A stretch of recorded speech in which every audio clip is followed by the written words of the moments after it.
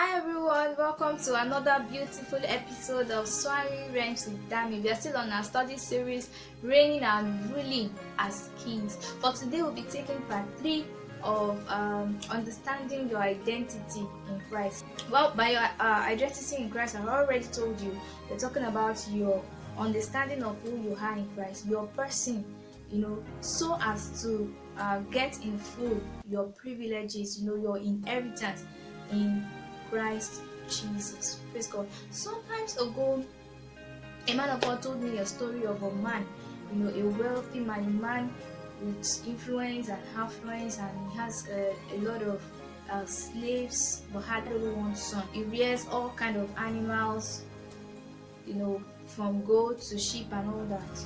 And one day, his only son was playing with a catapult and mistakenly hit one of the ducks, and the duck died. And that was, his father's favorite duck. Unfortunately for him, one of the slaves was with him. When that thing happened, the slave negotiated with him. Well, your dad is definitely going to punish you for this thing that happened because that's his favorite duck and you killed it. I'm going to cover this thing up for you. I'm not going to tell your dad that you killed it, but you have to do whatever I want you to do, whatever I ask you to do. And so the child agreed. And so the 1 week, 1, 2 weeks, 3 weeks, it ran to months, and the slave became the boss. Each time the son wanted to eat anything and the slave tells him bring it, he has to drop it. All the privileges that belongs to the son, the slave started enjoying it. The child started growing thin, then suffering in his own father's house, started living as a slave in his own father's house. And each time he tries to revolt, each time he tries to rebel, I'm not going to do whatever you say again. Then the slave will tell him, okay, fine, I'll go and tell your father that you killed the duck. And because he doesn't want the slave to tell his father, he continued. But one day, he got to a point where he couldn't bear it any longer. So he went to meet his father. Told his father, if you have to kill me, just go ahead and kill me. If whatever you want to do with me, just do it. I just can't continue to live like a slave anymore in this house. And dad asked, what happened? He said, well, one day I was playing with a catapult and mistakenly the stone hits the duck. So that duck that died, that's your favorite dog that died, then I killed it. And the father looked at him. I said, you should just have told me. Why am I hearing all these things? Who has all these things? By the time I'm gone, who will inherit all these things? All these things are for you. The dog, who owns it? You. Praise God. I am rearing these things for you. I am doing all these things so that I can have an inheritance. I can leave inheritance for you. And so that was how the child was pardoned and the slave was punished. Praise God. Now, where am I heading to? So many children of God are just like this child. They don't even know who they are in Christ. And deep in that child understand that he is the owner of the house. Whatever your father owns belongs to you. Praise God. That your father owns the house, you own the house. If you understood the implication of the fact that he's the son of the owner of the house, he wouldn't be, enslaved like that for years. But because that slave knew he was ignorant of all these things, he used it against him. He took advantage of his ignorance. There are so many children of God too. They are not outside the gate, fine, because they are children of God, they have crossed into the gate, but they remain in the compound.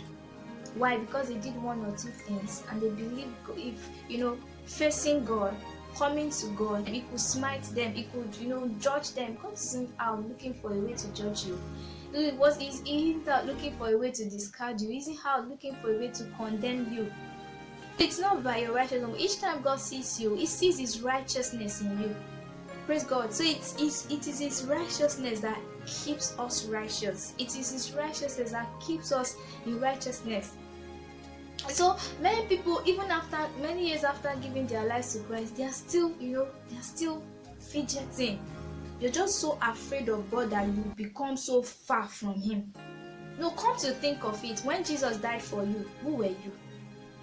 When Jesus died for you, how holy were you? How righteous were you to what or to merit his death? Praise God. So even when you were in sin, like even when you were wallowing in sin, he died for you. How much more after he has, reconciled you back to the Father, after you have become his child? I don't know if you understand what I'm saying. You are the righteousness of God. Praise up to that standard. Praise up to who you are in Christ Jesus. Don't you ever allow the devil to condemn you. The Bible says in the book of Romans chapter 8 verse 1 said, there is therefore now no condemnation to them who are in Christ Jesus, who walk not after the flesh but after the Spirit. Hallelujah. Even if let's even say you ran into one mistake or the other or something, God is always arms stretched. He doesn't have any business doing with you in the compound. Enter into his courts. You are reconciled to him for communion, for fellowship. You experience his rest, you experience his peace, you experience his joy in the Holy Ghost. In Jesus' mighty name. When you have an understanding of your identity in Christ, you have no reason to worry for anything. You won't worry for anything because you know your Father. Your Father.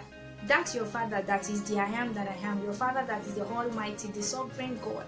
I'm talking about the all-sufficient God, with whom all things are possible. The God that can shut and no man can open, that can open and no man can shut, is your dad. Your Father. If you allow that to enter into your heart, is your Father. Literally. It's not like your Father, is your Father. You will have nothing to worry about in this world. You have no cares because you know that you are his permanent responsibility. You are the sheep of his pasture. If you're the sheep of his pasture, you can be sure your watering, your feeding comes from him. He takes care of all that pertains to you. Anything that will not work for you will not stand. You're a citizen of heaven. Your resources is not tied to a particular country. John 15 verse 5 said, I am the vine, ye are the branches. As long as you are connected and you are attached to Christ, your watering, your feeding comes from him. It freely flows directly to you. You belong to a prosperous lineage, exceedingly great lineage, the lineage of Abraham, the lineage of Jacob. Praise God, the lineage of Isaac, a prosperous lineage. Whatever pattern is obtainable in your family or your biological lineage is not what I'm talking about now. I'm talking about your spiritual lineage, and the spiritual controls the physical. I'm talking about what is obtainable in the lineage of Christ that you belong to. What is obtainable is prosperity. You can't be in the midst of so much fortune, so much abundance, and be afraid of lack. Your Father has the whole world. He has the key to the hidden treasures and the treasures of the dark places. And my dear, if you see unbelievers doing great and you are envying them, it's because you do not know who you are in Christ. Because if you know who you are in Christ, you cannot imagine your Father having so much and denying you those things. Or you can't imagine your Father settling an infidel and leaving you unattended to. So if it has not gotten to you, it's not because God does not love you. It's because he's working so hard, so yours can be sweeter and so it can last longer. So it can be better for you. Praise God. So the reason you can be envying people and unbelievers or anybody at all is because you don't know who you are. If you know who you are, you understand you belong to the lineage of grace. Things work together for your good. Everything works in your favor. Everywhere you get to, you are expected to be a blessing. Every organization you join, you are expected to be a blessing. An addition to them. They should be glad that you are there with them. They, just like God prospered the house of Potiphar just because Joseph was there. Just by being in a particular place, just like by staying in a particular family, their testimony should be that since you got here, things have changed for us for good, because you are a blessing. The Lord told Abraham, said, through you shall the nations of the earth be blessed. And that is the same thing he's telling you today. You are not just blessed, you are blessed to be a blessing. You are blessed to be he said, out of you shall flow the rivers of living water. the rivers of living water for blessing lives, for blessing people, for healings, for deliverance, for doing expert, for doing great things in God and for God. You just remain faithful and He'll keep blessing you. It doesn't matter your present position, your current situation. It's not about what you have now, what you don't have. It's about what God says. And it's about you believing, letting it sink into your heart, letting it sink into your spirit what God says you have. It's His will to keep you fat and flourishing. You are like a well-watered garden, a well-watered garden, bringing forth its fruit in season. When you also have an understanding of your identity in Christ, you will cease from being afraid of Satan and agents of darkness and the world. So many people are afraid of the world. Somebody said, I'm just always afraid anything bad could happen to me. How will you be a Christian and you be afraid that something bad will happen to you? Why will you be thinking something bad will happen to you? Praise God. No, we are not of the heritage of the fearful. We belong to the heritage of strength, of courage, of victory. Praise God. And that is what you are expected to put in your consciousness. Walk in the consciousness of victory. Walk in the consciousness of divine preservation. Walk in the consciousness of divine protection. If you're a child of God, you want to travel on, and all your mind is thinking is, what if there is an accident? You are on the plane, you are thinking, what if there's a plane crash? How can you be thinking that way? That's because you don't know who you are. So you want to imagine, you can imagine like that. That means you can conceive it in your mind that you, as a child of God as you are, with all the so much He has deposited in you. So you are imagining that this same you, with all of God inside you, plane will now crash. You are inside that plane will now crash. You will now die with every other person. What kills every other person will now kill you. I mean, you can't even think of, okay, because I am in this plane, there was supposed to be a plane crash, but because I am in this plane, it was prevented. This plane crashed, but something picked me, and dropped me somewhere without crash. You can't think that way. This one you are thinking, I have to keep my shoes so that somebody will not go and put charm. I have to watch where I want to sit so I will not go and sit. How can you be thinking that way? Your thinking should be, even if anybody poisons my shoe, it's not going to have any effect on me. I mean, how can you carry God? How can you carry God? Carry God. God is within you, and somebody will poison your shoe and it will have effect on you. Praise God. Said somebody, I hurt in my dreams and I woke up and became sick. How can you carry God? You hurt. Then you should eat it and become fat and flourishing. The book of Colossians chapter 3 verse 3 says, my life is hid in Christ Jesus.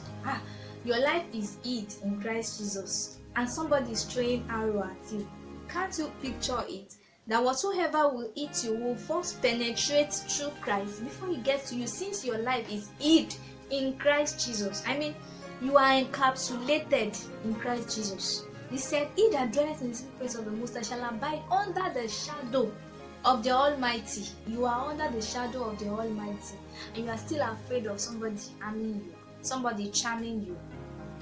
The Bible says no enchantment against Jacob, no divination against Job. Let it sink. Walk in the consciousness, walk in that consciousness.